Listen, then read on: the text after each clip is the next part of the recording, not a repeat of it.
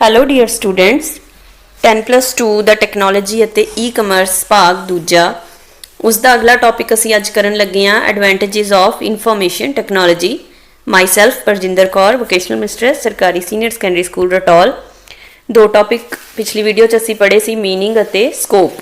ਤੇ ਪੇਪਰ ਦੇ ਵਿੱਚ ਜਦੋਂ ਸਵਾਲ ਆਉਂਦਾ ਹੈ ਉਹ ਇਸ ਤਰੀਕੇ ਵੀ ਆ ਸਕਦਾ ਹੈ ਕਿ ਇਨਫੋਰਮੇਸ਼ਨ ਟੈਕਨੋਲੋਜੀ ਦਾ ਅਰਥ ਅਤੇ ਇਸ ਦਾ ਖੇਤਰ ਦੱਸਿਆ ਜਾਵੇ ਜਾਂ ਫਿਰ ਇਸ ਤਰੀਕੇ ਵੀ ਆ ਸਕਦਾ ਹੈ ਕਿ ਇਨਫੋਰਮੇਸ਼ਨ ਟੈਕਨੋਲੋਜੀ ਦਾ ਅਰਥ ਅਤੇ ਇਸ ਦੇ ਲਾਭ ਦੱਸੇ ਜਾਣ।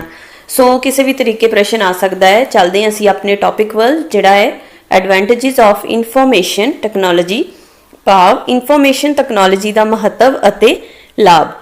ਆਈਟੀ ਦਾ ਖੇਤਰ ਬਹੁਤ ਹੀ ਜ਼ਿਆਦਾ ਵੱਡਾ ਖੇਤਰ ਹੈ।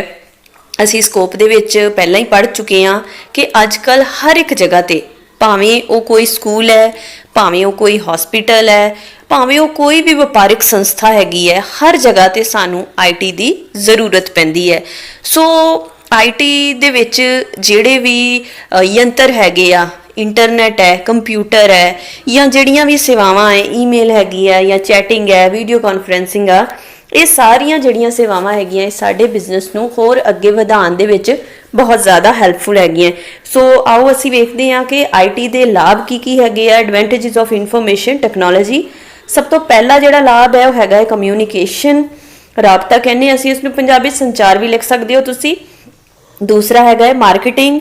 ਤੀਸਰਾ ਐਮਪਲੋਇਮੈਂਟ ਜਿਸ ਨੂੰ ਅਸੀਂ ਰੁਜ਼ਗਾਰ ਕਹਿੰਦੇ ਹਾਂ, ਜੌਬਸ ਜਿਹੜੀਆਂ ਹੁੰਦੀਆਂ। ਫੋਰਥ ਹੈਗਾ ਹੈ ਡਾਟਾ ਐਂਡ ਇਨਫੋਰਮੇਸ਼ਨ ਕੰਟਰੋਲਿੰਗ ਭਾਵ ਡਾਟਾ ਅਤੇ ਸੂਚਨਾ ਦਾ ਨਿਯੰਤਰਣ ਰੱਖਣਾ, ਕੰਟਰੋਲ ਰੱਖਣਾ। ਤੇ ਲਾਸਟ ਪੁਆਇੰਟ ਹੈਗਾ ਉਹ ਹੈਗਾ ਗਲੋਬਲਾਈਜੇਸ਼ਨ ਜਿਸ ਨੂੰ ਅਸੀਂ ਕਹਿੰਦੇ ਹਾਂ ਵਿਸ਼ਵੀਕਰਨ। ਤੇ ਪਹਿਲਾ ਪੁਆਇੰਟ ਜਿਹੜਾ ਹੈ ਉਹ ਹੈਗਾ ਕਮਿਊਨੀਕੇਸ਼ਨ ਭਾਵ ਸੰਚਾਰ। ਵੇਖੋ ਆਈਟੀ ਜਿਹੜਾ ਸੈਕਟਰ ਹੈਗਾ ਹੈ ਇਸ ਦੇ ਆਉਣ ਦੇ ਨਾਲ ਹਰ ਤਰ੍ਹਾਂ ਦਾ ਸੰਚਾਰ ਜਿਹੜਾ ਹੈਗਾ ਬਹੁਤ ਹੀ ਫਾਸਟ ਤੇ ਬਹੁਤ ਹੀ ਕੁਇਕ ਹੋ ਗਿਆ ਹੈ।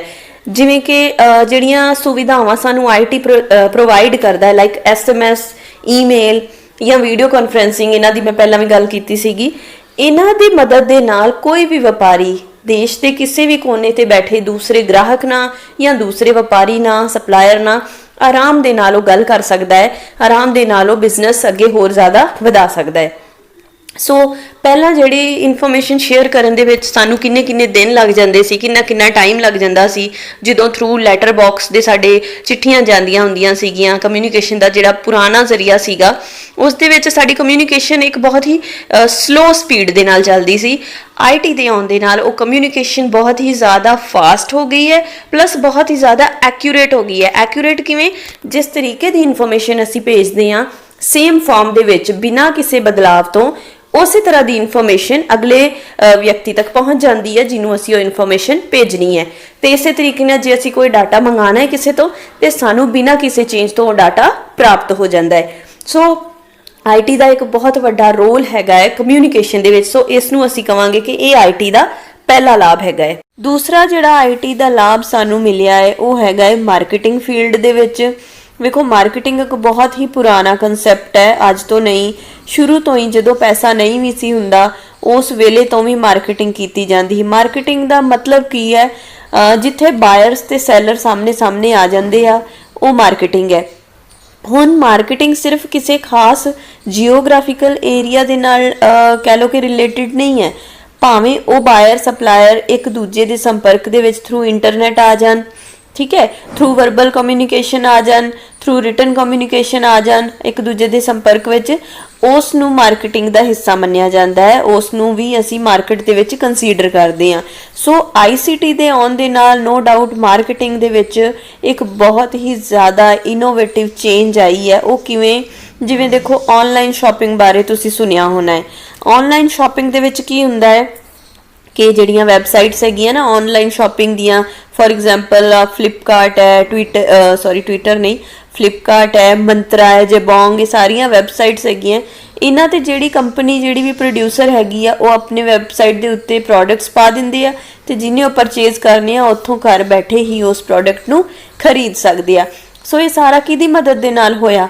ICT ਦੀ ਮਦਦ ਦੇ ਨਾਲ। ਸੋ ਇਸ ਤਰੀਕੇ ਦੇ ਨਾਲ ਮਾਰਕੀਟਿੰਗ ਜਿਹੜੀ ਆ ਉਹ ਬਹੁਤ ਹੀ ਜ਼ਿਆਦਾ ਆਸਾਨ ਹੋ ਗਈ ਆ। ਇਸ ਦੇ ਨਾਲ ICT ਦੇ ਜਿਹੜੇ ਪ੍ਰੋਡਕਟ ICT ਦੇ ਨਾਲ ਜਿਹੜਾ ਪ੍ਰੋਡਕਟ ਹੈ ਸਾਡਾ, ਅਸੀਂ ਉਸ ਦੀ ਐਡ ਵੀ ਬਹੁਤ ਆਸਾਨੀ ਨਾਲ ਕਰ ਸਕਦੇ ਆ, ਮਸ਼ਹੂਰੀ ਕਰਨੀ ਹੋਵੇ, ਐਡਵਰਟਾਈਜ਼ਮੈਂਟ ਦੇਣੀ ਹੋਵੇ।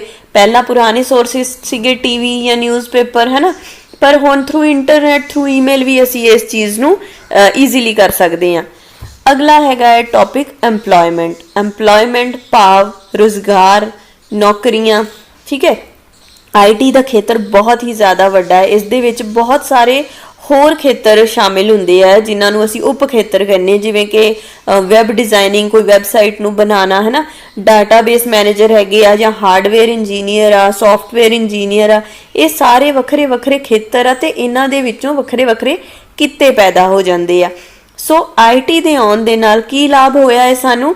ਐਮਪਲੋਇਮੈਂਟ ਦੇ ਵਿੱਚ ਇੱਕ ਬਹੁਤ ਜ਼ਿਆਦਾ ਕਹਿ ਲਓ ਕਿ ਵਾਧਾ ਹੋਇਆ ਹੈ, ਬਹੁਤ ਜ਼ਿਆਦਾ ਚੇਂਜ ਆਈ ਹੈ। ਨਵੇਂ ਨਵੇਂ ਰੁਜ਼ਗਾਰ ਹਰ ਇੱਕ ਨੂੰ ਮਿਲੇ ਆ, ਨਵੀਆਂ ਨਵੀਆਂ ਨੌਕਰੀਆਂ ਹਰ ਇੱਕ ਨੂੰ ਮਿਲੀਆਂ। ਸੋ ਇਹਦੇ ਨਾਲ ਜਿਹੜੇ ਰੁਜ਼ਗਾਰ ਦੇ ਅਵਸਰ ਆ ਉਹ ਬਹੁਤ ਜ਼ਿਆਦਾ ਵੱਧ ਗਏ ਆ। ਤੇ ਜਿਹੜੇ ਵੀ ਨੌਜਵਾਨ ਸਪੈਸ਼ਲਾਈਜ਼ਡ ਹੈਗੇ ਆ, ਮਾਹਿਰ ਹੈਗੇ ਆ, ਜਿਨ੍ਹਾਂ ਨੇ ਕੋਈ ਖਾਸ ਇਸ ਤਰੀਕੇ ਦੀ ਪੜ੍ਹਾਈ ਕੀਤੀ ਹੈ, ਜਿਵੇਂ ਆਈਟੀ ਨਾਲ ਰਿਲੇਟਡ ਸਬਜੈਕਟ ਪੜ੍ਹੇ ਆ, like MSc IT, BCA, MCA ਜਿਨ੍ਹਾਂ ਨੇ ਕੀਤੀ ਆ, ਉਹ ਸਾਰੇ ਇਸ ਖੇਤਰ ਵਿੱਚ ਆ ਕੇ ਆਰਾਮ ਨਾਲ ਨੌਕਰੀਆਂ ਪ੍ਰਾਪਤ ਕਰ ਸਕਦੇ ਆ। ਸੋ ਇਹ ਵੀ ਇੱਕ ਲਾਭ ਹੈਗਾ ਜਿਹੜਾ ਕਿ ਇਨਫੋਰਮੇਸ਼ਨ ਟੈਕਨੋਲੋਜੀ ਦਾ ਸਾਨੂੰ ਮਿਲਿਆ ਹੈ। ਇਸ ਤੋਂ ਅਗਲਾ ਲਾਭ ਹੈਗਾ ਹੈ ਡਾਟਾ ਐਂਡ ਇਨਫੋਰਮੇਸ਼ਨ ਕੰਟਰੋਲਿੰਗ। ਤੇ ਡਾਟਾ ਤੇ ਸੂਚਨਾ ਤੇ ਨਿਯੰਤਰਣ ਜਿਹੜਾ ਹੈਗਾ ਹੈ ਉਹ ਸਾਡਾ ICT ਦੇ ਨਾਲ ਬਹੁਤ ਜ਼ਿਆਦਾ ਆਸਾਨ ਹੋ ਗਿਆ ਹੈ। ਪੁਰਾਣੇ ਜ਼ਮਾਨੇ ਵਿੱਚ ਦੇਖੋ ਫਾਈਲਾਂ ਹੁੰਦੀਆਂ ਸੀ ਆਫਿਸ ਦੀਆਂ, ਬਹੁਤ ਸਾਰੀਆਂ ਫਾਈਲਾਂ ਦੇ ਢੇਰ ਲੱਗੇ ਹੁੰਦੇ ਸੀ। ਟਾਈਮ ਪਾ ਕੇ ਉਹ ਫਾਈਲਾਂ ਖਰਾਬ ਵੀ ਹੋ ਜਾਂਦੀਆਂ ਸੀ ਜਾਂ ਮਿਸਪਲੇਸ ਵੀ ਹੋ ਜਾਂਦੀਆਂ ਸੀਗੀਆਂ, ਹੈ ਨਾ। ਜਦੋਂ ਸਾਨੂੰ ਲੋੜ ਹੁੰਦੀ ਸੀ ਉਸ ਵੇਲੇ ਸਾਨੂੰ ਉਹ ਡਾਟਾ ਲੱਭਦਾ ਨਹੀਂ ਸੀਗਾ। ਪਰ IT ਦੇ ਆਉਣ ਨਾਲ ਕੀ ਹੋਇਆ? IT ਦੇ ਆਉਣ ਨਾਲ ਇਹ ਸਾਰਾ ਡਾਟਾ ਕਹਿ ਲਓ ਕਿ ਆਨਲਾਈਨ ਸੇਵ ਹੁੰਦਾ ਹੈ। ਠੀਕ ਹੈ, ਅਸੀਂ ਆਨਲਾਈਨ ਜ਼ਰੂਰੀ ਨਹੀਂ, ਆਫਲਾਈਨ ਵੀ ਅਸੀਂ ਇਸ ਨੂੰ ਸਟੋਰੇਜ ਡਿਵਾਈਸਿਸ ਜਿਹੜੇ ਸਾਡੇ ਪੈਨ ਡਰਾਈਵ ਹੈ, CD ਹੈਗੀ ਹੈ, ਉਹਦੇ ਵਿੱਚ ਸਟੋਰੇਜ ਇਹਨਾਂ ਦੀ ਆਪਾਂ ਕਰਕੇ ਰੱਖ ਸਕਦੇ ਹਾਂ। ਪਰ ਆਨਲਾਈਨ ਵੀ ਸੇਵ ਹੁੰਦਾ ਹੈ, ਆਫਲਾਈਨ ਵੀ ਸੇਵ ਹੁੰਦਾ ਹੈ। ਡਾਟਾ ਨੂੰ ਸਟੋਰ ਕਰਕੇ ਰੱਖ ਸਕਦੇ ਹਾਂ ਅਸੀਂ, ਉਸ ਨੂੰ ਪ੍ਰੋਸੈਸ, ਜੇ ਉਹ ਮੰਨ ਲਓ ਬਾਈ ਚਾਂਸ ਡਿਲੀਟ ਹੋ ਜਾਂਦਾ ਹੈ ਸਾਡੇ ਤੋਂ, ਤੇ ਅਸੀਂ ਉਸ ਨੂੰ ਫਿਰ ਦੁਬਾਰਾ ਪ੍ਰਾਪਤ ਕਰ ਸਕਦੇ ਹਾਂ। ਇਹੋ ਜਿਹੇ ਸੌਫਟਵੇਅਰ ਆਏ, ਇਹੋ ਜਿਹੀਆਂ ਐਪਲੀਕੇਸ਼ਨਸ ਹੈਗੀਆਂ ਕਿ ਜੋ ਮਰਜ਼ੀ ਤੁਹਾਡੇ PC ਦੇ ਵਿੱਚੋਂ ਡਿਲੀਟ ਹੋ ਜਾਵੇ, ਤੁਸੀਂ ਉਸ ਨੂੰ ਦੁਬਾਰਾ ਪ੍ਰਾਪਤ ਕਰ ਸਕਦੇ ਹੋ। ਸੋ ਇਹ ਵੀ ਇੱਕ ਬਹੁਤ ਵੱਡਾ ਯੋਗਦਾਨ IT ਦਾ ਰਿਹਾ ਹੈ ਅੱਜ ਦੇ ਦੌਰ ਦੇ ਵਿੱਚ। ਸੋ ਇਹ ਵੀ ਇੱਕ ਬਹੁਤ ਵੱਡਾ ਲਾਭ ਜਿਹੜਾ ਹੈਗਾ ਹੈ ਉਹ ਸਾਨੂੰ ICT ਦੇ ਆਉਣ ਨਾਲ ਮਿਲਿਆ ਹੈਗਾ ਹੈ। ਨੈਕਸਟ ਜਿਹੜਾ ਹੈ ਤੇ ਲਾਸਟ ਪੁਆਇੰਟ ਜਿਹੜਾ ਹੈਗਾ ਉਹ ਹੈਗਾ ਗਲੋਬਲਾਈਜੇਸ਼ਨ ਭਾਵ ਵਿਸ਼ਵੀਕਰਨ। ਹੁਣ ਕੀ ਹੋਇਆ IT ਦੇ ਵਿੱਚ ਇਹੋ ਜਿਹੀਆਂ ਜਿਹੜੀਆਂ ਸਹੂਲਤਾਂ ਜਿੱਦਾਂ ਪਹਿਲਾਂ ਵੀ ਡਿਸਕਸ ਕੀਤੀਆਂ, ਈਮੇਲ ਹੈ, ਚੈਟਿੰਗ ਹੈ, ਵੀਡੀਓ ਕਾਨਫਰੰਸਿੰਗ ਹੈਗੀਆਂ, ਹੈ ਨਾ, ਇਹ ਸਾਰੀਆਂ ਜਦੋਂ ਸਹੂਲਤਾਂ ਮਿਲੀਆਂ ਹੈਗੀਆਂ, ਇਹਦੇ ਨਾਲ ਇੱਕ ਕੰਪਨੀ ਨਾ ਸਿਰਫ ਆਪਣੇ ਦੇਸ਼ ਜਾਂ ਆਪਣੇ ਕਿਸੇ ਪਾਰਟਿਕੂਲਰ ਏਰੀਆ ਦੇ ਵਿੱਚ ਬਲਕਿ ਪੂਰੇ ਵਿਸ਼ਵ ਦੇ ਵਿੱਚ ਕਿਸੇ ਦੇ ਨਾਲ ਵੀ ਵਪਾਰ ਕਰ ਸਕਦੇ ਆ। ਕਿਸੇ ਵੀ ਬੈਠੇ, ਕਿਸੇ ਦੁਨੀਆ ਦੇ ਕਿਸੇ ਕੋਨੇ 'ਚ ਬੈਠੇ ਵਿਅਕਤੀ ਨਾਲ ਉਹ ਗੱਲ ਕਰ ਸਕਦੇ ਆ। ਠੀਕ ਹੈ, ਤੇ ਇਹਦੇ ਕੋਈ ਚਾਰजेस ਵੀ ਇੰਨੇ ਜ਼ਿਆਦਾ ਨਹੀਂ। ਚਾਰजेस ਕੀ ਆ? ਸਿਰਫ ਇੰਟਰਨੈਟ ਪੈਕ ਜਿਹੜਾ ਹੈ ਉਹ ਭਾਵੇਂ ਤੁਸੀਂ ਇੰਡੀਆ 'ਚ ਕਿਸੇ ਨਾਲ ਗੱਲ ਕਰ ਲਓ, ਭਾਵੇਂ ਅਬਰੋਡ ਕਿਸੇ ਨਾਲ ਗੱਲ ਕਰ ਲਓ, ਉਹਦੇ ਚਾਰजेस ਸੇਮ ਆ। ਕੋਈ ਇਹੋ ਜਿਹਾ ਚੱਕਰ ਨਹੀਂ ਕਿ ਜੇ ਤੁਸੀਂ ਫੋਰਨ 'ਚ ਕਿਸੇ ਨਾਲ ਗੱਲ ਕਰਨੀ ਹੈ ਤੇ ਉਹਦੇ ਚਾਰजेस ਜ਼ਿਆਦਾ ਹੈ।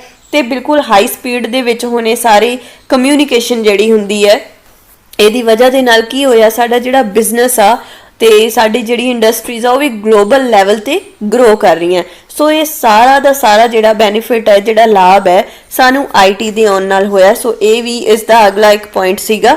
ਸੋ ਆਈ ਹੋਪ ਕਿ ਟੌਪਿਕ ਬਹੁਤ ਹੀ ਤੁਹਾਨੂੰ ਈਜ਼ੀਲੀ ਸਮਝ ਆ ਗਿਆ ਹੋਊਗਾ। ਤੇ in the end I would like to say thank you so much.